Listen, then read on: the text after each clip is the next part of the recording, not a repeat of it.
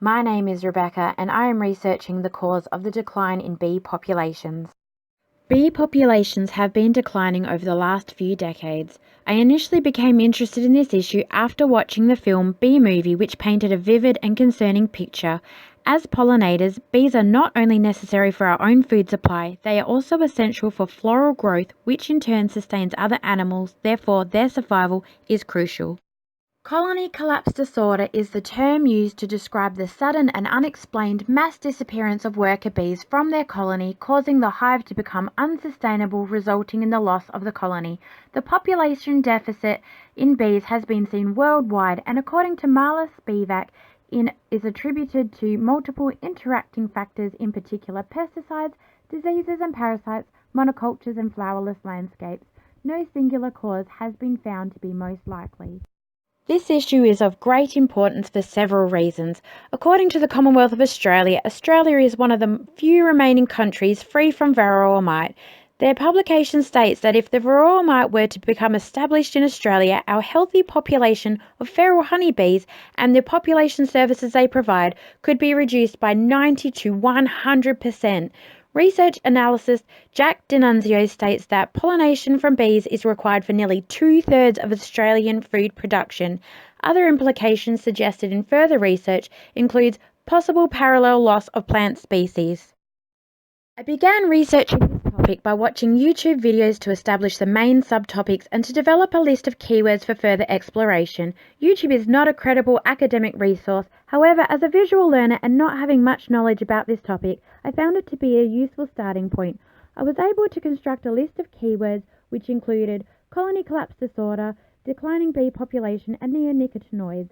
I used Google Scholar linked with the Curtin University Library as a primary method for finding current, credible, and relevant scientific journal articles using the keywords to perform the searches. Google was also used to search for Australian government websites.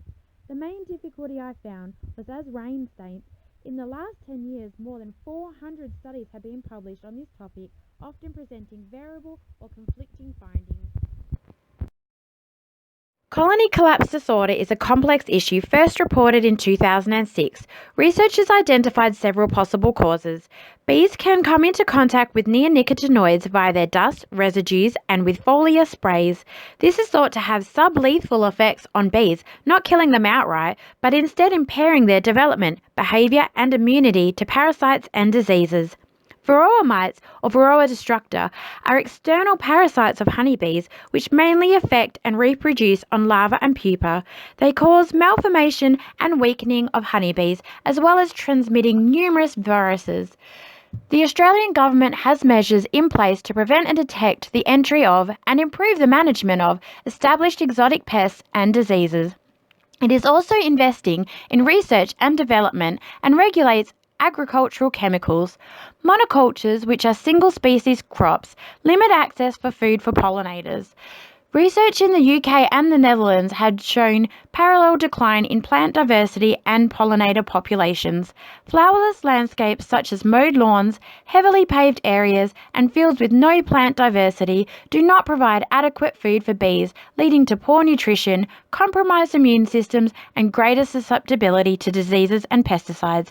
I have discovered reports after compiling this information that the varroa mite has been detected in Queensland for the first time.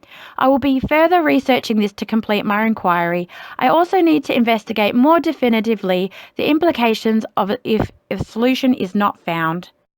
This inquiry topic would be well suited to students in Year 4. Under the Science Understanding strand, students would learn that living things depend on each other and the environment to survive. Activities such as food chains could be used to help students investigate the roles, relationships, interactions, and effects bees have with other living things.